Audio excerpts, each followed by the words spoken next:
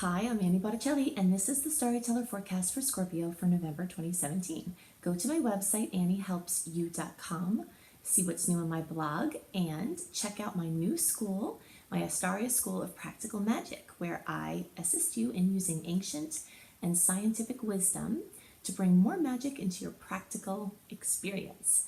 So what is going on in the month of November? We still have this beautiful window open for taking action. The times that have open stars for taking action are somewhat limited when we look at the scope of a year, and specifically as we look in the upcoming times, the period of time that we're in now in November that actually ends in November, where we're free of personal planets being retrograde. This is the second to last opening like this before this wall of personal planets being retrograde starting in March 2018. So if you have a launch, have something that you want to do that's a big deal, making a new commitment, anything that's really kind of earth-shattering and a big deal and something very new, if it's in your flow to push it out by November 15th, then you will be within that open window. Then we've got a Mercury retrograde cycle, and then it will open back up again after January 12th for a little while. So we'll talk about more of that in the general transits. But now I want to talk about some things specific for Scorpio this month. We're going to talk about the full moon and the new moon. When we have a full moon, there's a welling up of energy. The moon is very bright, and that often brings things to light, brings out hidden things, brings things to culmination, brings things to fruition, brings things, to where you can't avoid them anymore, for better or worse. If you've been working hard on something, sometimes you see the outcome that you've been waiting for. But it's usually involving something emotional. I always think of full moons as like a dog shaking off water, because water represents emotional energy, and at the full moon we shake it off. Or if we've been building something, then we shake it off and we bring it out. So this full moon on November 3rd is very powerful, because from November 1st through the 4th, we have a whole bunch of transits, and they're all going to be wrapped up into this full moon energy because the energies are coinciding very closely. I'll break down what all of those transits are when we talk about the general transits. But for now, just know that there is a lot going on, and there's going to be a huge focus for this full moon, bringing things to fruition, completion, drama, excitement. For you early and you early middle degree placements, this is going to happen in your 7th house of relationships. So a relationship will likely take center stage. Something will come to completion there. There will be a big argument, a big fight, a big drama. There'll be a big healing. There could be, a big accomplishment. So for better or worse, an important relationship gets pushed into the forefront. If you're trying to figure out if you're an early, middle, or late degree placement, we break up the 30 days that the sun is in a sign into 10-day increments, so thirds. So the first 10 days of the sign, your early degree. The second 10 days of the sign, your middle degree. And the last 10 days of the sign, your late degree. And you do this if you're watching for your rising sign as well. So it's the first 0 to 9 degrees for early, 10 to 19 for middle, and then 20 to 29 for late. So you all, kind of clustered there in that early and then the early part of the middle. This is going to be very clearly in your 7th house. Now, this can be confusing because you might think, well, since Taurus rules the 7th house for Scorpio, for the Scorpio chart, wouldn't everyone experience a full moon at 12 degrees of Taurus in the 7th house? But it doesn't work that way, because for every degree you are advanced in the sign, the chart shifts. It's like a wheel, it shifts. So the rest of the middle degree and late degree placements are actually going to have the 12 degrees of Taurus, this full moon, this coming to fruition, this drama, whatever it turns out to be, in the 6th house. So the 6th house has to do with your health. Many people will have a health wake-up call, a health crisis, someone close to you, an office person, someone has a wake-up call, whether it's you or someone around you that gives you a wake-up call. Sometimes when we have something happen to one of our peers or one of our relatives or someone living similarly to us, we get the message, hey, maybe there's some things I should be doing differently, you know? And so that the odds of that are increased for Scorpios at this point. There are also many other ways this could happen or this could manifest. You could have a workplace drama or a workplace accomplishment. There could be a raise, there could be a new position. You know, there's just a fullness, there's a focus. It brings focus into the arena of the workspace or your daily experience. For those of you who are self-employed, this still could relate to you as far as your daily office dealings, even if your office is at home. But it can also be for anybody kind of just like your routine, what you do every day. You go to the grocery store, you see your neighbors, you go to yoga, whatever you do. That's your sixth house, it's your daily experience. So there could be something coming to completion with your routine. And then that sets the pace now for a new one to start. The sixth house is also the house of pets. So many people with these, especially middle to later degree Scorpio placements, may have a pet need attention. Something exciting, you know, maybe they finally start listening because of their training, or maybe they need something with their health. There's some focus on a pet. So that is the beginning of the month. Towards the middle of the month, around November 18th, well, November 18th is the new moon, and the new moon is at 26 degrees of Scorpio. Of course, it's always very exciting when we have a new moon in our sign. And of course, we also have birthdays. So if you didn't listen to my report last month where I started talking about birthdays since the Scorpio birthday started, then I'll give you just a quick refresher. Birthday wishes are astrological. So you get 10 birthday wishes, and the sun represents what you want. So when the sun in the sky gets back to the same point in your chart where the sun is, it creates a portal for your desires. That's what birthday wishes are based on. There are so many things in life that are based in astrology and nobody knows. Astrology doesn't get credit for it, and birthday wishes are one of those things.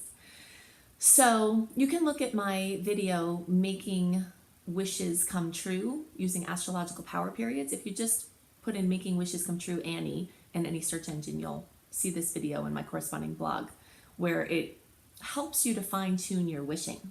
So definitely check that out. Happy birthday if it's your birthday. And if you are watching for your rising sign, it's still this momentous rebirth energy that happens at this time because the sun is crossing over your ascendant, and that's starting a new cycle for you as well. So this new moon for all of you pretty much is going to occur in your first house. And the first house has to do with rebirth, yourself, your physical body, what you put out into the world, your image. It's your mask. It's what people see when they think of you. This is how, you know, how they look at you, your public image. And it also is a health house. So we've got 2 health houses aspected here. So it might be a really good time for a new routine or trying on some different things. You know, it's really difficult to find the regimen and the diet that works for you personally at any given moment in time. You know, one diet does not work for everybody. And so this could be an exploratory time where maybe you make some headway or you have something new that you start that works really well for you as far as a diet routine, an exercise routine, something like that. This is also a really fantastic time to get new clothes, a new wardrobe, new haircut, things like that, especially by the 15th. You know, if you get to the 18th, because we're into the new moon energy, it's close enough to the 15th. You know, on the 15th, we start this decline into Mercury retrograde when it's not great to buy new things, and it's not as great to try new things on that would be permanent because it's short-term energy, so you're likely to change your mind about it. So if you buy a bunch of clothes, once you're too deep into the Mercury shadow period, then you might find when Mercury goes direct, you don't resonate with them anymore, you know. But you're safer with that, you know, up until around the 15th or so. So it's a really good time to do that, you know. This is just really fun. It's basically an awesome new groove. And that's actually what I want to call the theme for this month for Scorpio is an awesome new groove, because the 6th house energy, the 1st house energies, however you're having this come through for your placement, they both represent just this new rhythm, you know, a new matrix.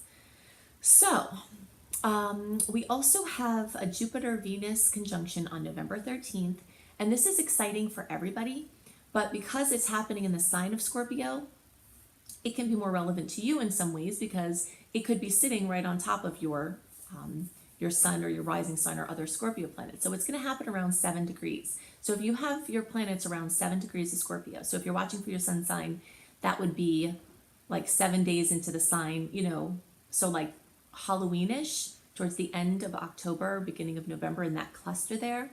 This Jupiter-Venus alignment will occur on top of your placement, which is going to further energize it. Jupiter represents expansion and growth and luck. And Venus represents love and beauty and money. So your finances, business deals, etc. So if you have that enhancing near your sun, that's a really big deal, you know. If you want to see what other planets you might have in Scorpio, you can just do a search for Run a Free Birth Chart online, and then you can just look at the Scorpio symbol. There should be translations there if you don't know it. And just look to see what planets you have in Scorpio. You might have more than one. And that's going to tell you if you have any other planets near 7 degrees, because you might. So these are the things that are most on my mind for Scorpio this month. There are a lot of things that I want to cover for the general horoscope because just they're always so astrologically busy. So now I'm going to give you a breakdown of the aspects throughout the month and the dates that I think are very relevant, tell you my piece on them, how I think you can best use them and what you can expect. So we'll go into those details about the general transits now. So the theme of the month for all signs for November 2017 is Train Your Inner Hero. And this is on account of a bunch of aspects with Chiron. Chiron is an asteroid. It's named after a gentle centaur in Greek mythology. Many people who follow Chiron in their charts will know that he's known as the wounded healer. So when you're following him in your chart, this is a place where it's like your Achilles heel, you know, you're strongest everywhere else except there. That's your sore spots, your most vulnerable point. But there's another aspect of Chiron that's lesser known, and that is that he was a trainer of heroes. Many of the figures in Greek mythology, the heroes in Greek mythology that won these victories that we've heard about all this time, they were trained by Chiron. And so as we have aspects with Chiron, challenging and more soft, we have this wonderful opportunity not only to work on this tyrant-victim polarity that comes up so readily on the earth plane. That's another piece of Chiron, is to remember that when we feel like someone is being a tyrant to us, then we're automatically a victim, and vice versa. So the belief in any point of that polarity brings perpetuation of the dynamic back and forth and the role-playing back and forth. So Chiron assists us to transcend these energies and to drop the story of victimhood and plant the seeds of empowerment. And it also assists us in training our inner hero. So a great trainer will use our weakest spots as not only places to fortify, but also places that make us different than other people, that bring us gifts. So you may find many gifts in focusing on your vulnerabilities at this time from these aspects, and that's one of the themes of the month. So we've got lots of Scorpio energies continuing into this month, and they are going to continue to bring in the themes that they started in October of deep introspection, mysteries, research, psychology. Astrology is in there also from the psychological perspective. This is the house and sign, the 8th house, of other people's money. So inheritances, shared money, marital money, sweepstakes, winning, finding money, money coming from nowhere, debt, credit. All of these are themes that are going to be continuing to be brought up by the Scorpio energies this month. There are many powerful transformations awaiting with this energy because Pluto owns that space of the deepest transformation, birth, death, rebirth, the phoenix rising from the ashes is a way that I always like to describe that energy. So we've got that energy present, but at the same time, this lighter, very different Sag energy starts to work its way in. And when Sag energy becomes present, we have the desire for action and movements, adventure and prolific expression. It's the sign of luck, and it's the energy of optimism, and also is a very strong intuitive, like following hunches to increase synchronicities, and increasing the breadth of our experience. Scorpio energy talks about the depth of experience, and Sag energy talks about the breadth. So we've got both of those going on this month. So you might find a lot of chances to spiral in and go deep, as we also spin out and go really wide. Lots of people will find that they are excited about and ready to and having opportunities to travel or do things with different countries, different cultures, different languages. Sag energy is also very much related to publishing projects, writing, editing, teaching, learning. Teaching and learning programs of any kind are Sag's domain. So, and just fun, Sag is a very easy, light-hearted, fun-loving sign. So you'll feel those energies start to roll in. In November, we are still in that window that started in September of this open time without personal planets being retrograde, but that's only through November 15th. November 15th, the Mercury retrograde shadow period begins. So Mercury doesn't go retrograde in November, but the shadow period starts on the 15th. So every day after the 15th, you start feeling that kind of the mishaps, the miscommunication, stuff with transportation, stuff with the devices coming up. And you can check out my video, Mercury retrograde do's and don'ts, on my channel, Annie Botticelli, Mercury retrograde. Also,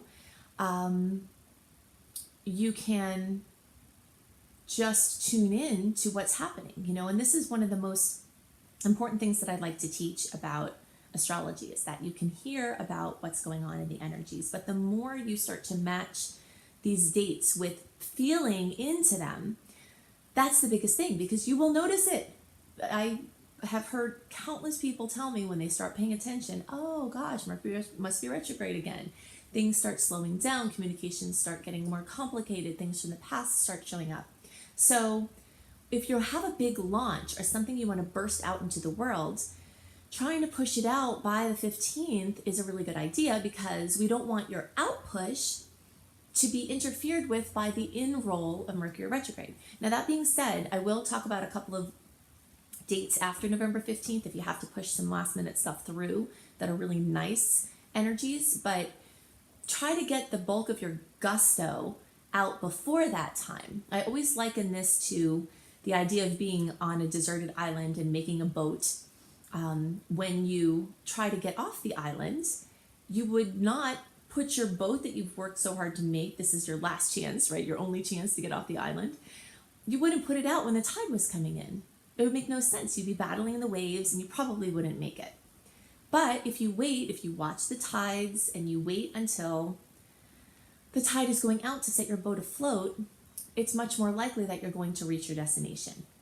So that's why we want to pay attention to these energies. And even though everyone gets, a lot of people get irritated with, oh, it's Mercury retrograde again, I don't want to hear about this. Well, it's true, but it's important as a rhythm, especially in a world where everything is about go, go, go, go, go, that we have these beautiful retrogrades that remind us that sometimes it's just time to roll a little bit in and then store and save, hold the gold until we have these good launching points and then push out, and then roll back in. So half the month is in this major push out, and then we start moving into this roll back in type of energy.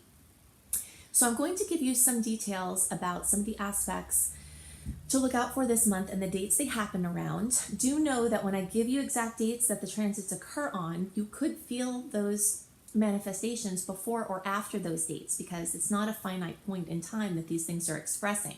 We often will feel them before or after. So just kind of pay attention. And always there are positive or easier aspects occurring at the same time as the more challenging aspects that are coinciding with each other. So you have to really tune into your own energy flow. And even if a date's supposed to be good for something, if you're feeling really strong the day before, don't be afraid to just bust it out. You have to use this information to follow your own intuitive flow and not let anything else supersede your own inner knowing. Also, when you sign up for my free email newsletter at anniehelpsyou.com, you can get a written version of my general transit reading a month before, delivered right into your inbox, so you can have a visual on it as far as the dates and the energies that they can bring. So sometimes people like that for planning purposes. Okay, so we start out with a Mercury in Scorpio trine Chiron and Pisces. This is one of the many Chiron aspects we have this month. That is why I called the theme of the month Train Your Inner Hero, because of this Chiron presence. And with this combination, and this is like the first through the second, but you could feel it before or after, support could come from inner work or another person, as confidence is built through self-acceptance. You know, Chiron, especially in Pisces, is just a very, it's an internal healing, anything that makes us feel like we're not right with anything, with ourselves, with the world, you know. So the more we have self-acceptance, the more we can be open to support from other people because we feel like we deserve it. On November 2nd, there's a Saturn and Sag squaring Chiron and Pisces. So we have this sweet aspect at the same time as this challenging aspect. So it's like this newfound work with self-acceptance is going to be tested by an authority figure, likely something stern from the outside world. But it could be the other way around. It could be that because something is coming in as harshness, we can choose to use the softer energy to just love ourselves, love the person or the being, whatever it is that's reflecting this to us, and do good inner work with it. On November 3rd, we have a Sun in Scorpio trine Neptune in Pisces. This first occurred on July 5th, and it brings a really great focus on creativity and artistic talents. So you might use that energy purposely for creative or artistic work, or you might just find it's naturally brought out of you, that you're kind of in that mood. So this is a really positive and peaceful combination, and it's really supportive to assisting self and others. So then on November 3rd, we also have this full moon at almost 12 degrees of Taurus. Full moons bring fullness, completion, fruition to the sign that it is occurring in. Sometimes it brings drama. Sometimes it brings elucidation, the bringing to light of something. So that will be in the areas of everything Taurian, you know. So this is personal finances, your own earned income, luxury items, earth, eco-related projects. This has to do with your values and also has to do with self-esteem. So we've got a really busy time at the beginning of the month because coinciding with this full moon, we also have something else going on November 3rd, which is Venus in Libra sextiling Saturn in Sagittarius. A sextile is a very favorable aspect. It usually is one that requires you to take action in order to get the good possibility from it. So when Venus and Saturn come together, it's really great for taking steps forward with long-term projects. And since there's energy in Libra, it would favor partnerships or working with someone on something. And this is a really great launching point for trying to move forward with things, but it's kind of a mixed bag, you know, because you have all this intensity around, and then the next day you have Venus opposing Uranus in Aries. And so this can bring jolts or overstimulation in the arenas of love or money or self-esteem, you know. So definitely issues with self versus relationship are being brought up. So it's possible that as you have a chance to move forward in partnership, the fears could come up, you know, of merging. And, you know, so you can use your intuition to see what you're supposed to do with that. But there's definitely a lot of energy around partnering and doing something for the long term. On November 9th, we've got the Sun in Scorpio making a great aspect to Pluto in Capricorn. Again, this is one that you would need to take action on to get its most positive attributes. And this has to do with bonding with other people in deep ways. So, you know, in love, in money, in business, you know, so you can kind of see this theme of partnership. And this is being brought over from the energies in Scorpio, some energies still in Libra. Libra and Scorpio are partnership energies. So just, it has to do with self, and it has to do with how we relate to others, which is a very common theme for this month. We'll look out on the 13th, or let's see, the 11th first. We've got another beautiful aspect. Now, this is a really big deal because when outer planets, the ones that take a really long time to move around, make aspects to each other, these themes last for a long time because they come together and then they retrograde apart and then they come together again, and they like follow this flow over an extended period of time where there's a long-term theme. So this is the last of the 3 brilliant matchups of this Saturn and Uranus energy. And these are very different energies. Saturn is long-term, ground building, foundational, and Uranus is out of the blue, surprises, can be unstable, and Saturn is stable, so it's like this coming together of opposites in a way, in a beautiful configuration.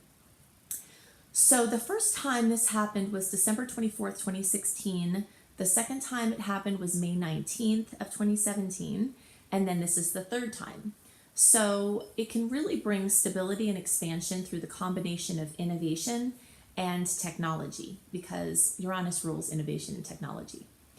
So this transit lasts well beyond the date of November 11th. You'll feel it in the weeks before or weeks after. Sensitive people will have felt it as a long-term theme for almost a year. So on the 13th, we've got a really fantastic aspect for merging. There's so much energy that's really good for weddings, for partnerships coming together. Like I said, it's a mixed bag because there's, the challenges and the fears that come with it, and maybe the red flags even.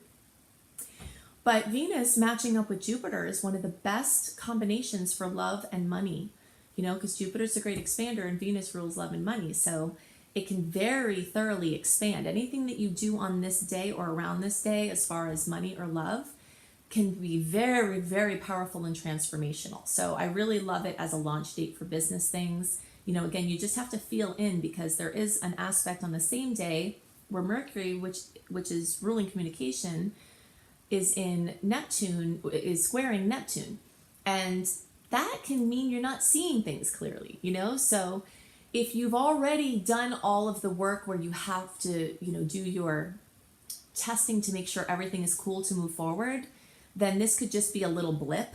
But if you're just meeting someone at this time, there could be an intense meeting, either romantic or otherwise, but there's this piece where you're maybe not seeing everything really clearly as well. So you just have to look out for that. On the 16th, Venus in Scorpio is making a beautiful aspect to Neptune, and this is wonderful for emotions and intimacy. You can see our theme of this partnership and coming together continues. Now, if you are someone who is moving through this time and you're not merging with people in any way, that doesn't mean that the transformation can't abound prolifically, because Scorpio energy is very deep and can be very individual, even though it does represent the merging of energies as well. But an individual going on a deep transformational journey can very much embody this energy, because it's the story of going deep into the self as well. So you can do really deep inner work with this, solve mysteries, find answers to problems, find solutions. There's a lot of different ways you can use this besides merging with other people. So on the 16th, we also have the Sun in a beautiful aspect with Chiron. So Chiron coming up again, this has to do with your forgiveness of self, helping all of your relationships. When it comes back down to it, to simplify so many things in life, we are mad at ourselves and we project it on other people, and everything becomes a mess. It's really simple. So self-forgiveness and anything we do with self-forgiveness can be very greatly assisted this month, and that's part of training your hero. Okay, so then on the 17th, we have Mercury in Sag making a trine to Mars, and this is awesome for bringing thoughts into action. So Mercury in Sag is very busy mentally. Even though November 17th is technically in the pre-shadow period, you still can push some good things through on this day. Then we've got our new moon at 26 degrees of Scorpio on November 18th, and this is time to make your new moon wishes. New moon wishes are real, just like birthday wishes are real. You've got this new open window, especially when you align your wishes with the sign that the new moon is in. You can check out my website for a blog about this. It's called Making Powerful New Moon Wishes in Scorpio. If you just go to my website, anniehelpsyou.com, and go in the blog, go in Astrology, and search for New Moon Wishes Scorpio, you can have a good guideline for how you can maximize these wishes. And I have those every month for every sign, so you can always find them there. But to summarize, you want to use those Scorpio related things that I talked about earlier: partnership, other people's money, deep finances, astrology, psychology, things like that, and align your wishes in those arenas for powerful transformation. This new moon is also going to be making a beautiful trine to Chiron, right? We keep talking about Chiron this month, so it's bringing strength and empowerment and interdependence. There's also a conflict with Mars and Pluto on the 19th that could show up as part of this new moon. Mars squaring Pluto is always a little bit nasty. I'm an optimist. I like to look at the bright side of things, but I will always tell you when I see an aspect that's yucky. It's not that you can't do something good with it. I hope that you will. That's my mantra, is challenging aspects are here for us to push through resistance and clear out issues that are interfering with our highest expression. But it can be kind of nasty, aggression, violence, all of these things. If you are to try to avoid circumstances where things like that could occur, be very careful driving, don't antagonize a crazy person. Things like that are good to avoid when you have a conflict with Mars, which is the ruler of war, and Pluto, the ruler of the underworld. So this first occurred on February 22nd. And it definitely brings the need to carry extra awareness, because it will definitely bring stress and conflict in many cases. Partnership commitments or unwelcome opinions from key relationships may come up, and how you respond to them could be part of the manifestation of this transit as well. By November 21st, that energy has cleared. We've got Venus in Scorpio making a great angle to Pluto. So now maybe that conflict brought things up, and now there's a smoothing over points. This can be very intense emotional or romantic experiences. This can have to do with amazing financial opportunities. So like I said, I had mentioned earlier that there'd be a few spots that would be okay for pushing some things through that are last minute things. I don't love them as the big launches if you can help it, only because you're kind of getting into that murky retrograde energy. But if you've got to push some last minute things through, November 17th was a good time. November 21st has some good energies. And on the 22nd, we have Neptune going direct in Pisces. So, of course, anything that Neptune does is going to affect everybody, but it will affect Pisces even more. When your ruling planet, it's not just because Neptune's in the sign of Pisces, it's because Neptune rules the sign Pisces. So this is a very sobering time, so it's good for becoming practical and organized and making the abstract more concrete. On the 25th, we have a beautiful aspect with Mercury in Sagittarius, trining Uranus and Aries. And like I had said before, even though Mercury's shadow period is happening, there are going to be people whose stuff starts to break down at this time and they need to get new devices. This would be a good point to push through, like if you have to get in a vehicle, if you have to get a device. If you haven't done it earlier in the month and things start to break down now from the shadow period having begun, this at least carries some good energy if you have to get some of those new things for things ruling communication and transportation. On the 26th, we have Venus and Scorpio making a trine to Chiron and Pisces. So this is really empowering for finances or your self-esteem or your romance sector. On the 27th and 28th, we have Mercury in Sagittarius making a conjunction to Saturn in Sagittarius. So big picture dreams, which is Sagittarius rules big picture dreams, may need some harnessing and organizing now. That's the influence of Saturn. So that's possible how it could manifest for you. Alternatively, hard work done to rein in scattered efforts can be very much rewarded. Since Saturn can be kind of serious and Sag can be light, sometimes the coming together of these energies can be something annoying and limiting to our flow and our expansion. But if you use the energy right, then it can be very productive, especially for long-term ventures. So these are the things that are most on my mind for the month of November for everybody. Definitely check out my website, anniehelpsyou.com, see what's new on my blog. Check out my new school, my Astaria School of Practical Magic. If you are an empath, if you are a sensitive person trying to navigate in this crazy world and it feels like the rules are different for you and you don't know why everything is different than mainstream for you, it's definitely an amazing and magical, wonderful support system. So you can check that out at anniehelpsyou.com. Also, definitely check out my husband, B.R. Newman's tarot scopes. You can go to iamhelios.com, iamhelios.com. If you haven't already signed up for my free email newsletter, then definitely do that on my website at anniehelpsyou.com. And if you have signed up for my newsletter and you're not getting it, we need to figure this out, because I send it out religiously every month, a month early. I always have, I will as long as I can. And so if you're not getting it, something's going on with your inbox. It could be in spam, it could be in social promotion events folders. If you use the contact in your welcome letter that I send, there's a contact address that I say to add.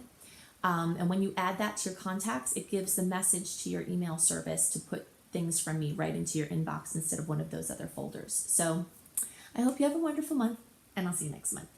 Bye.